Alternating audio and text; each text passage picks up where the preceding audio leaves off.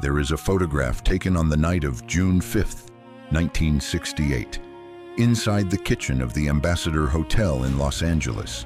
In the image, Ethel Kennedy is kneeling in the middle of the chaos, leaning toward her husband. She is 3 months pregnant. Her hand reaches out. Her voice is panicked, pleading with the people around her to step back so he can breathe. And in that moment, among the shouting, the lights, and the confusion, she is only looking at him. If you look long enough, you will realize this is not just a photograph of an assassination. It is the moment when a life is split in two right before your eyes. A woman who had just been standing behind a victory stage only minutes earlier now becomes a widow in the middle of the night.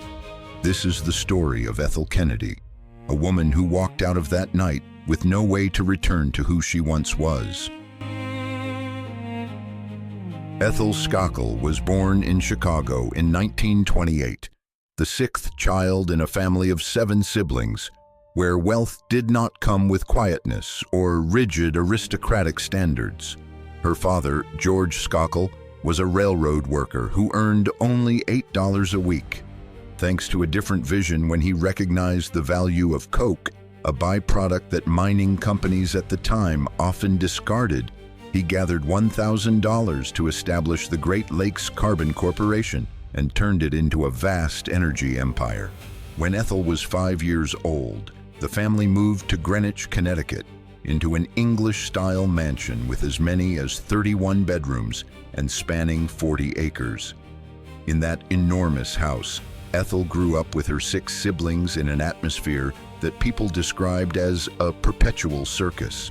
Her parents were often drunk and left the 7 children to do whatever they wanted without supervision. Ethel became a mischievous girl who loved pranks and feared nothing. She rode horses, swam, played tennis, and skied with an intense desire to win. If she lost, she would fly into a rage and even throw her tennis racket. However, amid that chaos, Ethel absorbed an extremely strict Catholic faith from her mother. She attended Mass every day and regarded religion as a rigid set of rules to keep herself from going astray. It was precisely the combination of unlimited wealth, excessive freedom, and religious faith that created an Ethel who always believed that ordinary rules did not apply to her. But Ethel's life began to change when she entered Manhattanville College and met her roommate, Jean Kennedy. The 2 girls quickly became close because they were both wealthy, devout, and rebellious. There is a story that they frequently had their names in the school's punishment book for causing trouble, and that this book was later stolen and destroyed without anyone knowing who was responsible. In December 1945, during a skiing trip in Quebec, Jean introduced Ethel to her brother Robert Kennedy, known by the nickname Bobby. At that time, Ethel was 17 years old, while Bobby was 20, having just left the Navy and preparing to enter Harvard. Ethel immediately liked Bobby because of his serious appearance and his devotion. However, the reality at that time was very ironic. Bobby was dating Ethel's sister, Patricia Skockel. Instead of causing a family conflict, Ethel chose an extremely patient approach. She accepted standing on the sidelines and quietly observing Bobby beside her sister for 2 years. To gain favor with the Kennedy family, Ethel went door-to-door campaigning for John F. Kennedy in 1946, and even wrote her graduation thesis about his book. When the relationship between Bobby and Patricia ended, Ethel seized the opportunity and won him over with their shared energy and religion. They married on June 17, 1950, in a wedding described by the press as the union of 2 enormous fortunes. On her wedding day, Ethel made a vow. She would have more children than her mother-in-law, Rose Kennedy. She fulfilled that promise exactly by giving birth to 11 children over 18 years, on average 1 child every 18 months. But after Robert graduated from law school and began working at the Department of Justice, their family needed a larger home. In 1956, they purchased the Hickory Hill estate in Virginia from John and Jackie Kennedy.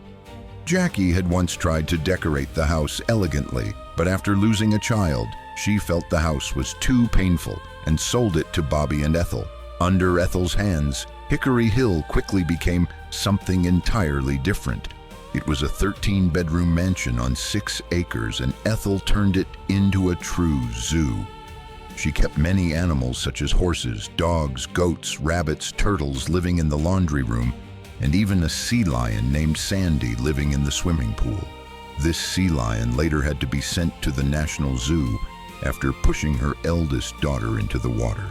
Ethel ran Hickory Hill with an endless source of energy, turning it into the most lively social and political center in Washington.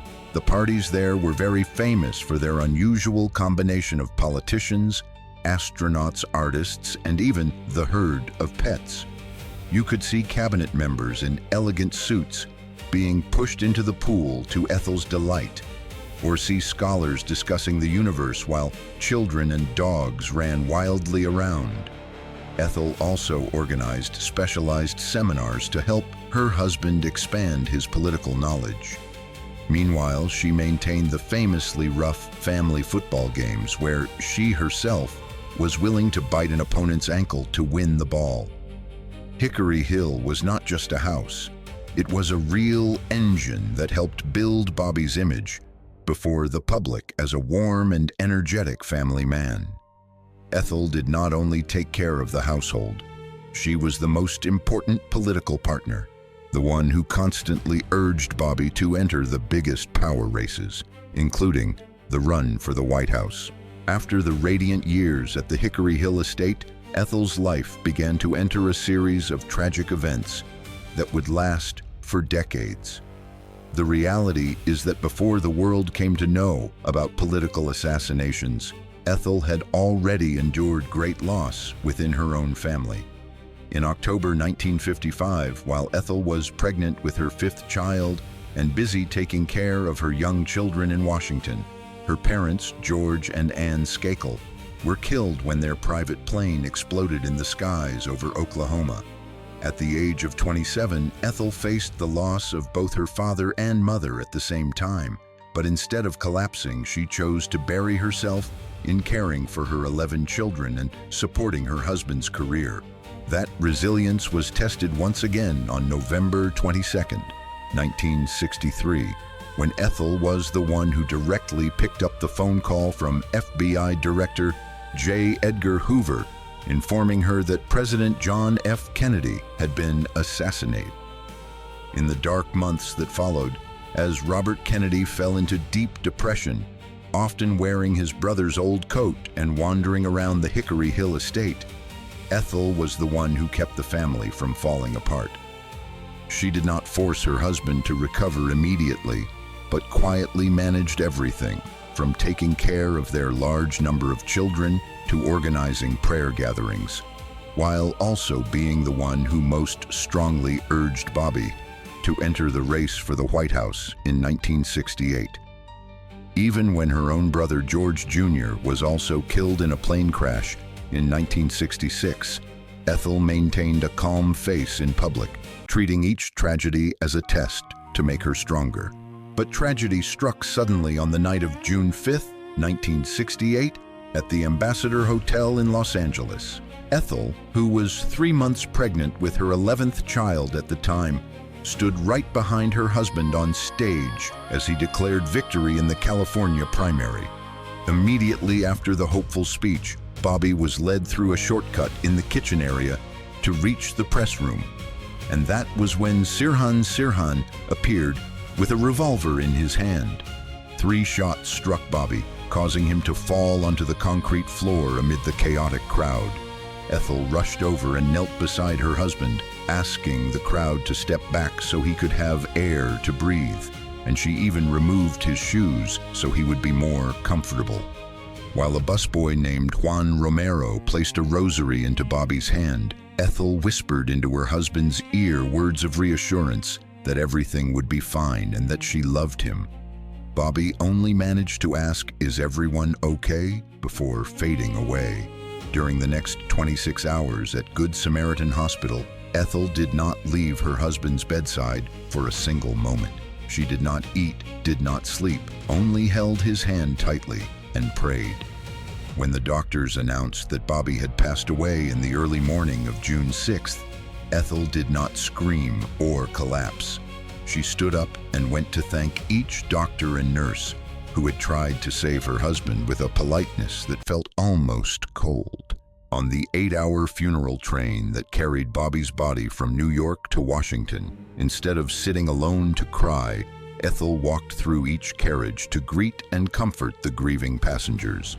After the funeral, she returned to Hickory Hill with 10 young children and 1 unborn baby, along with a harsh rule for life. The assassination was never to be discussed in the house. Ethel believed that showing pain was a sign of weakness, so she forbade her children from crying and replaced psychological treatment with daily mass attendance and forcing them to participate in extreme sports. She turned the Hickory Hill estate into a lively social center with non-stop parties to fill the empty space left by Robert.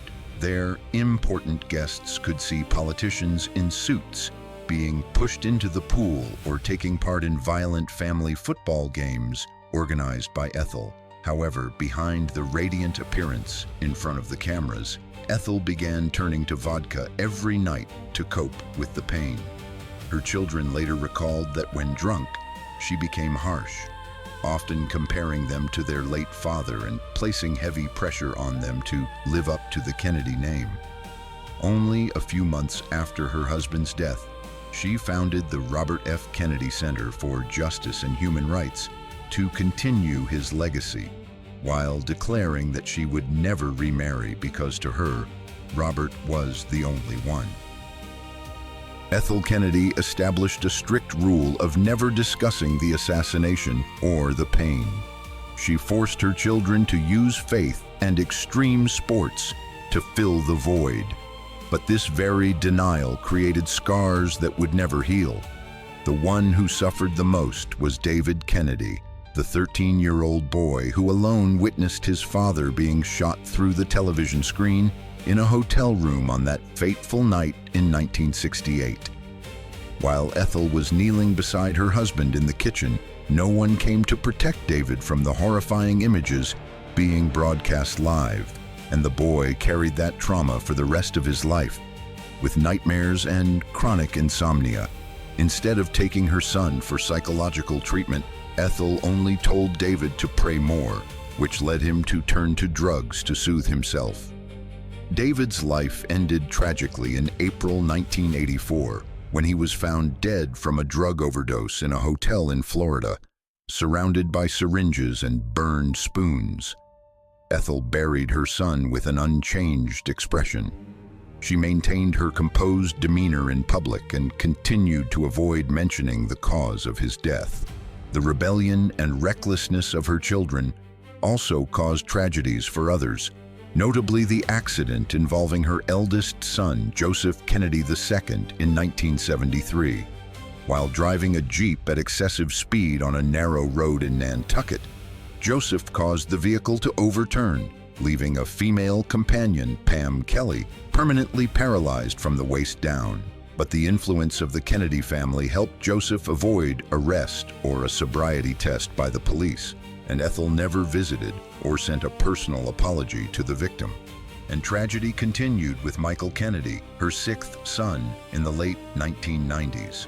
Before his death, Michael had been involved in a shocking sexual scandal with an underage family nanny, a matter that the Kennedy family used money to settle in order to avoid prosecution.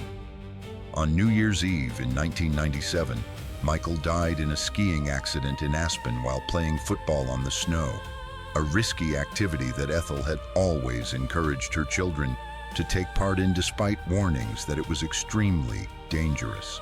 Michael crashed directly into a tree while looking at the ball and died instantly in front of his siblings. Once again, Ethel stepped forward to organize the funeral, praising Michael as a good father and deliberately not mentioning the mistakes or recklessness that had led to his death. Despite having to repeatedly bury her sons, Ethel Kennedy did not allow herself to stop. She continued to carry her husband's legacy for decades, with an incredible source of energy. She spent most of her time running the Robert F. Kennedy Center for Justice and Human Rights, organizing journalism and human rights awards to continue the battles her husband had left unfinished. Even in her 80s and 90s, Ethel could still be seen appearing at protests. She went on hunger strikes to oppose immigration policies or walked alongside farm workers to demand higher wages. In 2014, President Barack Obama awarded her the Presidential Medal of Freedom, the highest civilian honor in the United States, in recognition of her tireless contributions to society. However, the curse of self-destruction seemed to spread to the third generation of her family. In 2012, her daughter-in-law, Mary Richardson Kennedy, died by suicide by hanging in the garage after many years of struggling with depression and a turbulent divorce from Robert Jr. In 2019, her granddaughter, Saoirse Kennedy Hill, a talented 22-year-old who also suffered from mental illness, died from a drug overdose at the family estate in Hyannisport. The pain did not stop when, in 2020, her granddaughter Maeve and her 8-year-old great-grandson Gideon went missing and died in a boating accident on the Chesapeake Bay while they tried to chase a ball that had drifted away. Ethel, at this time 92 years old, continued to be the one who comforted her children and grandchildren, repeating the old prayers about God's will as a way to keep her mind from collapsing. After more than half a century of living through continuous storms, the iron will of this woman finally grew tired. On October 3, 2024, Ethel Kennedy suffered a stroke in her sleep and passed away a week later at a hospital in Boston at the age of 96. Her passing marked the end of an important chapter of the Camelot era and the glamorous yet tragic Kennedy family. Her funeral was held solemnly with the attendance of President Joe Biden, along with former Presidents Barack Obama and Bill Clinton, who praised her as a woman with a spine of steel. Ethel Kennedy was laid to rest at Arlington National Cemetery beside Robert F. Kennedy, bringing to an end 56 long years in which she had lived in solitude while carrying her husband's legacy. She left behind a vast family with 9 surviving children, 34 grandchildren, and 24 great-grandchildren. Her life was not a fairy tale, but a testament to a woman who chose constant action so as not to face her pain. And although she was criticized by many for her rigidity, she succeeded in keeping the Kennedy name from fading with the passage of time.